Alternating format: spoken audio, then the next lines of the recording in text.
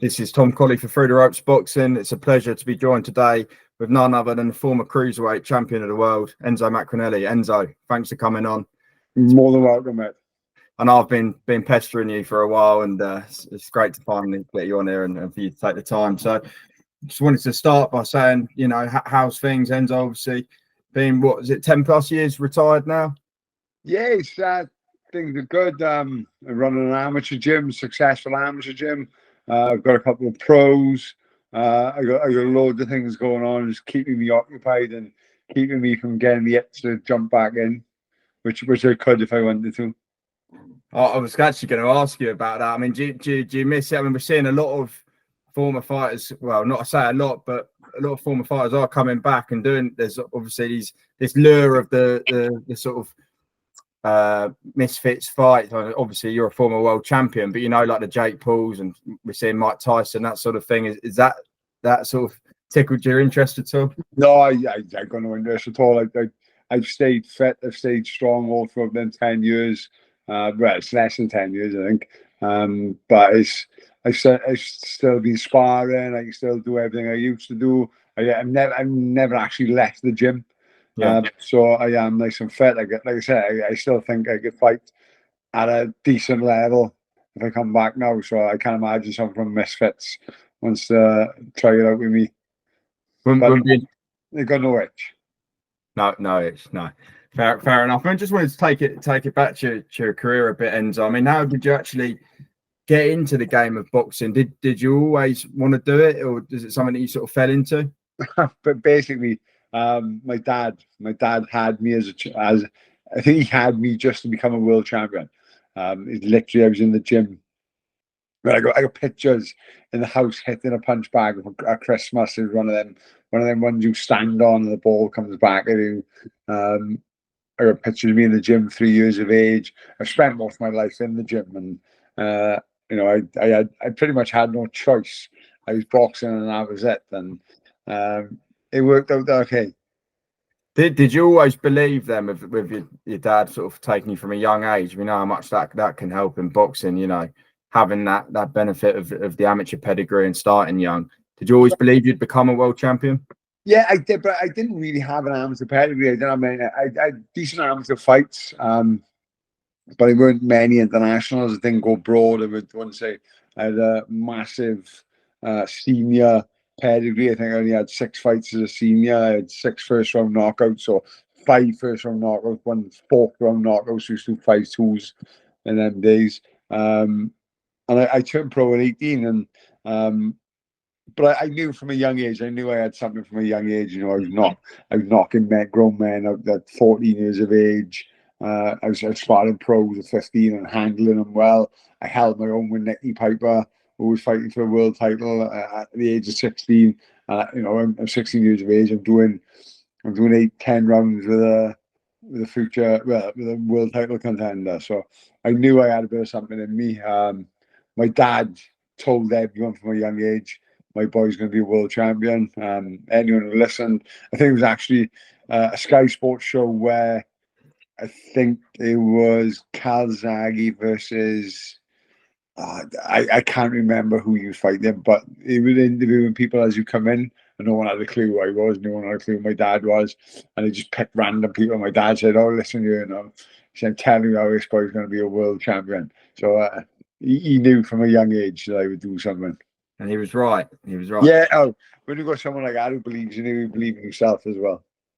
6 first-round knockouts in the amateurs, especially at that sort of age, is like almost unheard of with the heavier gloves and the head guards. Did you get a lot of promoters sniffing around you at that point? It was basically, I just burst on the scene, and it was like at 15 years of age, I was, like I said, I was knocking people out at 14, 15. I couldn't get fights. So pretty much I had 2 years out, and I'm quite open the way I talk. And I had 2 years out. I was smoking, I was drinking, I was doing blow, and I was just enjoying life. You know, I was getting in trouble in town. I was scrapping with doorman. I was working on the door, and then I come back at 16. I started sparring Nicky Piper. And I had a phone call. My dad had a phone call, and he said, my dad's name is Mario, and he said, Mario, have we got any open class heavyweights for Saturday night? He said, yeah, I got Enzo. He said, no. He said, this boy's a bit of a governor. He said, he's 26 or 25. He had 21 fights, lost one, stopped 17. He said, he's the business. I said, yeah, Enzo fight him. He said, look, Mario, he said, you can't. He said, Enzo's been out for a long time. He said, no, he'll be all right. So I went there, went to a little Labour club, and it was an article in the paper. So you should do like articles in the paper and then a rundown of all the fights and come to mine heavyweight. And I said, Enzo, cracking schoolboy, won junior ABAs, really good fighter as a youngster. Don't expect too much out of him tonight because he's really up against it. He's gone for the biggest challenge possible, which is I spent all my life doing. And I knocked him spark cold in the first round. Literally out cold, and I think for about 10 minutes. Then I had one or two more fights. Then a boxer boy called Darren Morgan, who actually joined us in the end. He joined us. I was 13 stone 10. I think Darren was 22 and a half stone.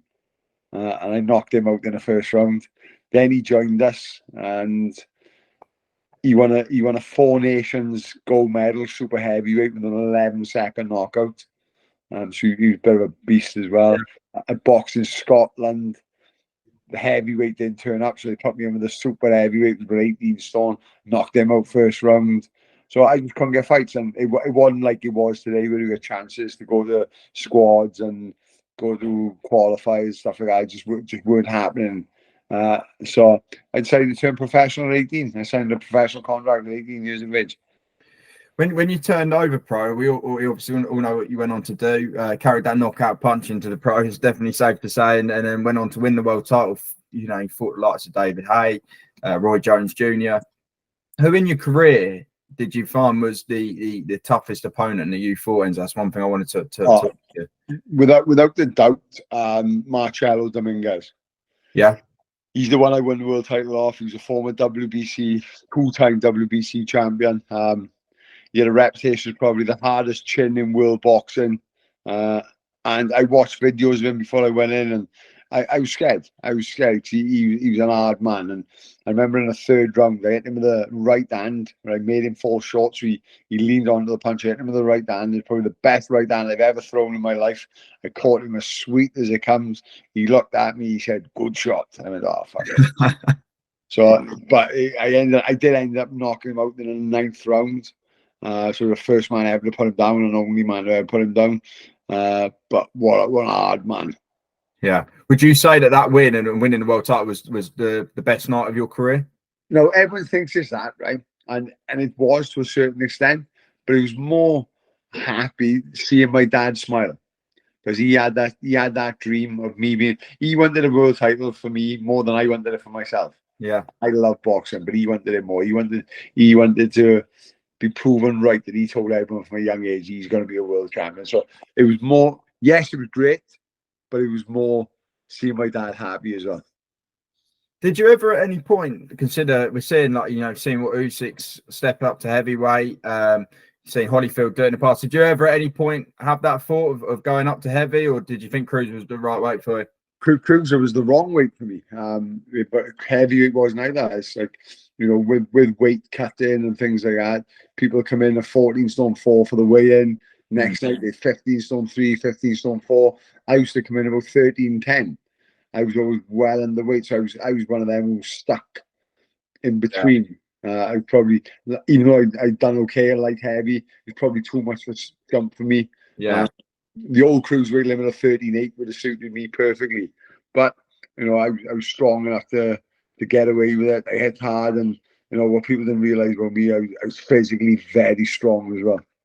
I sparred loads of heavyweights. I won't mention names, but I sparred loads of British champions, Commonwealth champions, future world champions, and to be honest, I handled myself with all of them. Like, yeah, and I don't doubt that. Is there any opponent, Enzo, in your career that you feel you wish you could have fought, that you did the fight didn't materialize? Or it's two, and when I fought him, the David Haye fight, I would have wanted that again. There was a few problems going on through our night, and no excuses. And if I'd have boxed him on a different night, would I have won? I don't know.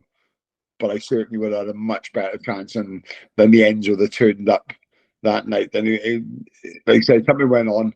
I was on to delve too deep into it, but on the actual fight night, we had weigh-ins again.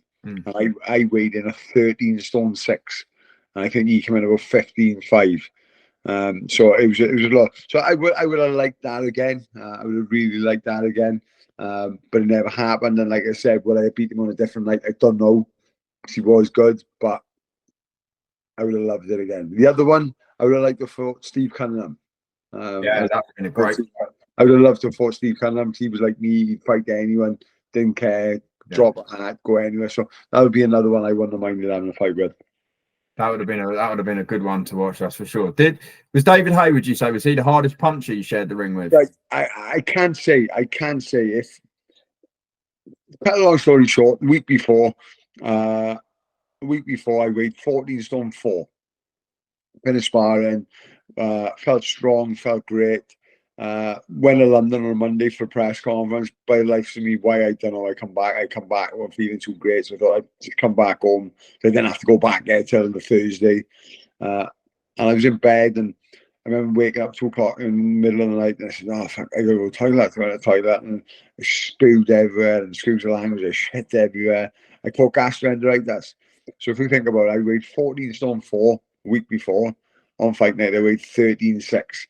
So I was just look, like I said to you, I'm not going to go here and say I fought him on a different night and knocked him out and stuff like that, but I would have had a much better chance. So I can never really say I lost to the best man. I lost to the better man that night, 100%, no doubts, no thing about it. But punch power, what I remember and recognise was Wayne Braithwaite. Okay.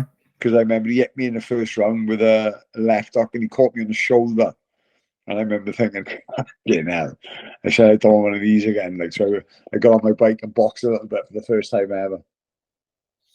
Now, just like moving on to a bit more of what's going on now. We've seen what Usyk's doing. Obviously, a man who's was undisputed in your weight division. Now, I know people don't like to talk about different eras, but wanted to ask you, you've seen what Usyk's done, got to it.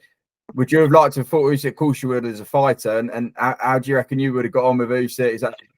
Well, I didn't actually mind southpaws. Look, he's quality. He's quality. You know, people might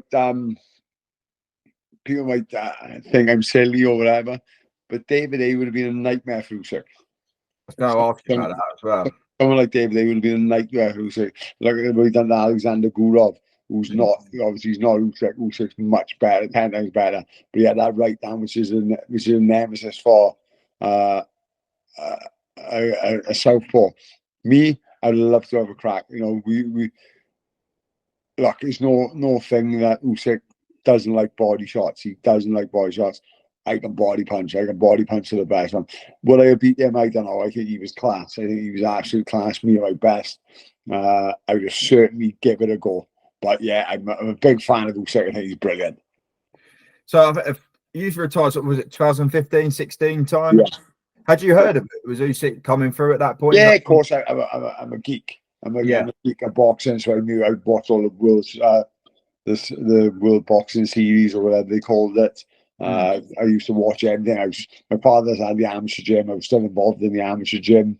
Well, 2016, he passed away. I was still running it. I was running the gym at that time. So, of course, I knew about him.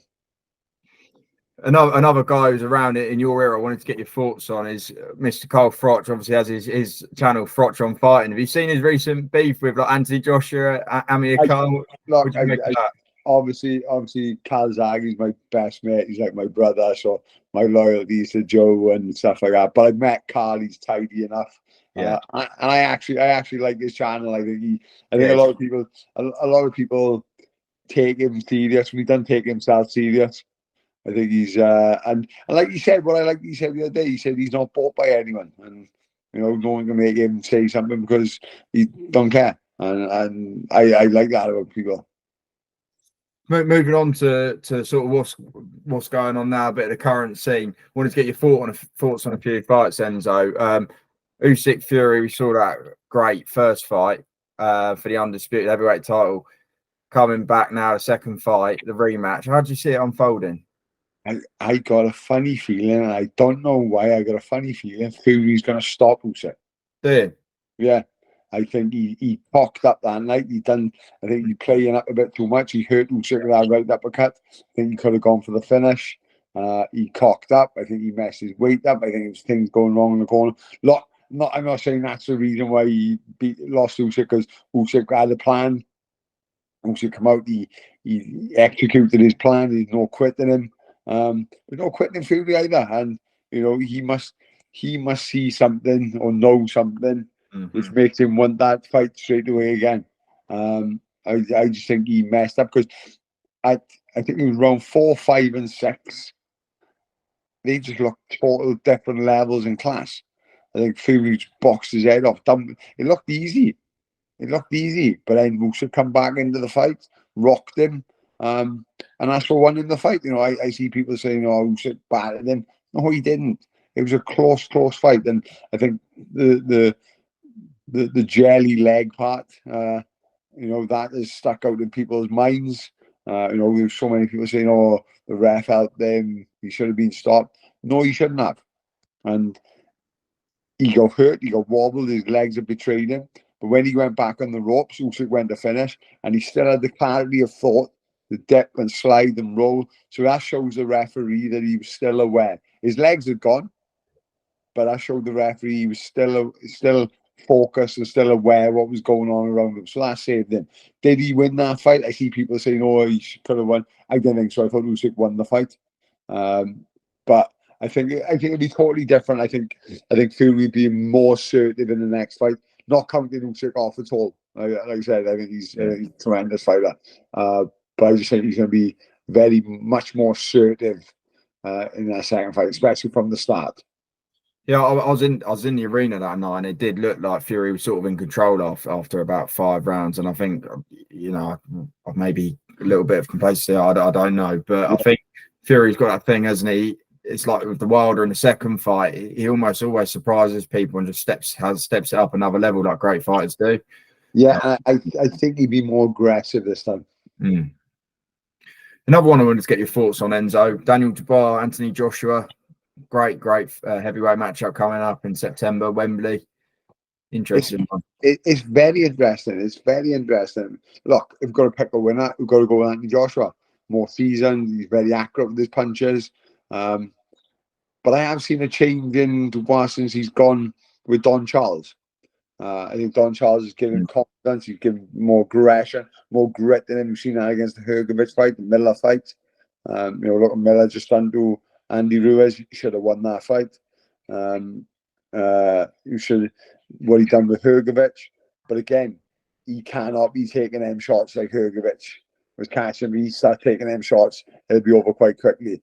Like I said, I've got to go for Joshua, but I won't write Dubois off.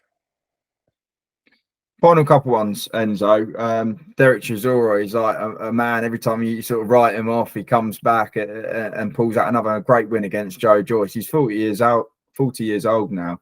Do you want to see him fight on, or do you think it's time to call it a day? I personally, I don't. I'm not telling someone what to do.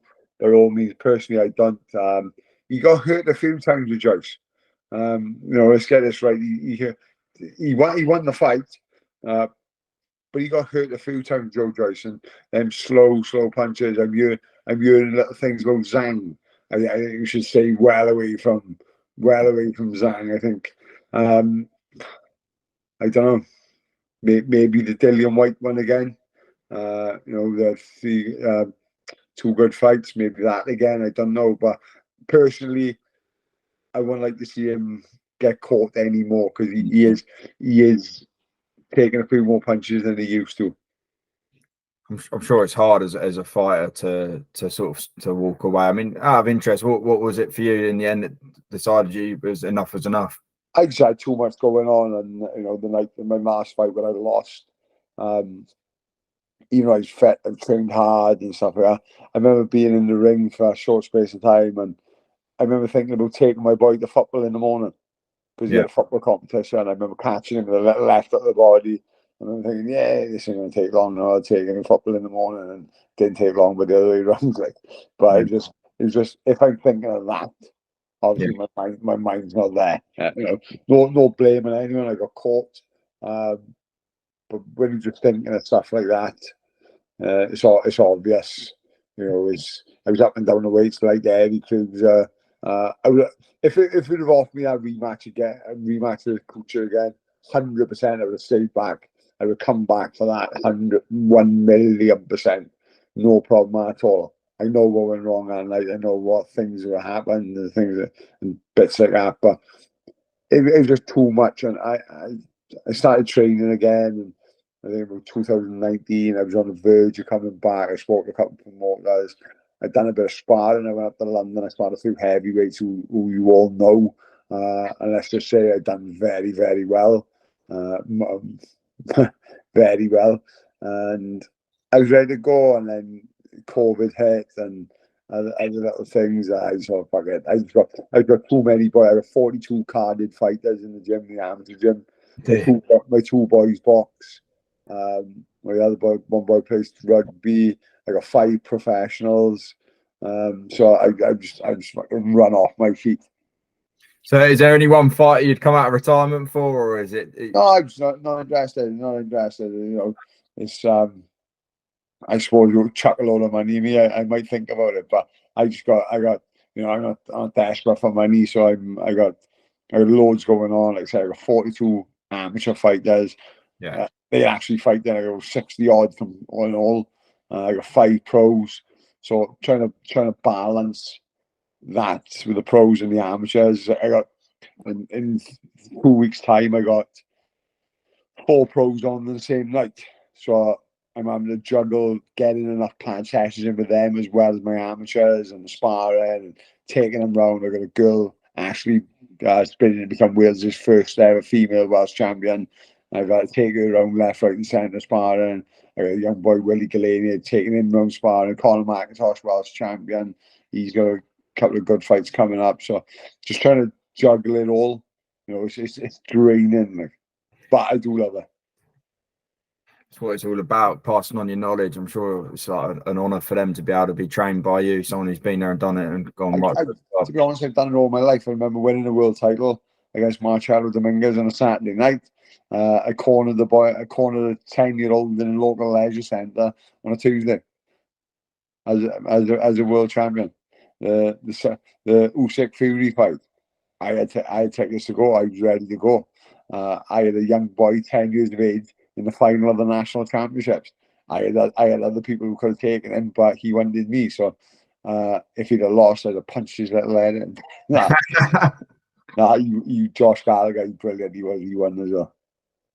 That's fantastic. It's great you got that sort of commitment to your fighters as well. You've got to, mate. You've got to. I got let down a few times in my life. I've seen others get let down badly. I wouldn't let people down. I wouldn't let people take a piss out of my fighters. I've lost a few friendships already over trying to take a piss out of fighters, and I just want to have it. One final question, Enzo. Crawford Madrimov, did you catch that on the weekend? Yeah, of course I did. I stayed up all night. Right man win or? Yes, he did. But it was a close fight. It was a close fight, and people are screaming about robbery, 115, 113. That's only a round. Yeah. If you think about it, that's only a round either way. So, I thought Crawford won by a couple. But I think for me it shows he can't fight Canelo. He's too small. I think we talk about another 14 pounds. Yeah, and Canelo's big. I mean, he's fought up at light heavy. I mean, and people just say, "Oh, it wasn't the weight that caused Crawford problems." It was the weight, because when Crawford was hitting him, he was taking it comfortably. Yeah, he didn't budge. When Crawford hit someone, even when they blocked, you could see a reaction off him, but it was nothing. And Canelo's just 14 pound heavier again. He's not Madrimov, who's got the footwork, the feints, but he does feint well. He does move his head well. He's got a tremendous presence. Pure boxer for boxer. Bud Crawford all day long. Pure boxer for boxer with 16 pounder, maybe 25, 28 pound difference on fight night. Too much. I know I said last question. I did just also want to get your thoughts on a unbelievable cruiserweight from your, because it's your division, Jai Opetaia, and things he's doing. He's looking pretty special. Have you seen much of him, and do you think he can do big things? Yeah, I think he's brilliant. I think he's really good. But then we haven't really seen him against anyone yet. Mm. This is my thing. He beat Jordan Thompson and he beat Zorro, and he took Zorro quickly, and he beat Thompson, I think, around 5, I think it was 4 or 5. Yeah, I think it was, yeah. And he had this big fan trail over him. Like, he's this, he's that. And I'm thinking, he just beat 2 boys who were just barely in the top 10 in Britain, never mind the world, at that stage. So against Bradis, he looked good, but let's be honest, he was hanging on for dear life in that last couple of rounds. But I do rate him. I do think he's good, and I don't think there's a lot out there. So he could go for a while. The Billam-Smith's an interesting one. I think he technically levels above Billam-Smith, but Chris has got that dog in him. Yeah.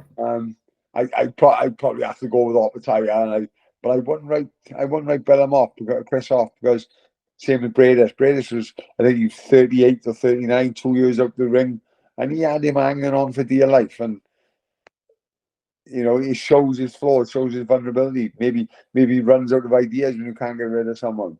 But he is the best. He is the number one at the moment. I'd pick him as the number one. But I'm not getting caught up on everything from him beating 2 boys barely in the top 10 in Britain, not the world. Yeah, I think the Billam-Smith one is the one to make now in the cruisers. Yeah, it is. And like I said, I'd pick Opetaia. I think he's just that level above technique. Well, he's more than a level above technique. He's very good, hits hard. But Billam-Smith have got that dog in him, so we couldn't write him off. Enzo, before we wrap it up, is there anything you wanted to add about any of your fighters or upcoming shows? Anything? Yeah, I got my 3rd amateur show now, Friday the 6th of September. I don't know if we've got many amateur shows on, but we only get about 2 seniors on. I got 9 seniors on the show, 17 boys, the rest of the youth boys. My 2 boys are fighting. So I'm looking forward to that. I got 4 pros fighting August the 17th. 1 Ashley Johnson fighting to become Wales' first ever female Welsh champion. So I'm run off my feet and keeping everyone entertained on Twitter and Instagram. Well, I appreciate you taking some time out to speak to Through the Ropes, Enzo. It's been no problem at all, mate. Thank you very much for your time, Enzo Maccarinelli. It's been a pleasure. You're welcome.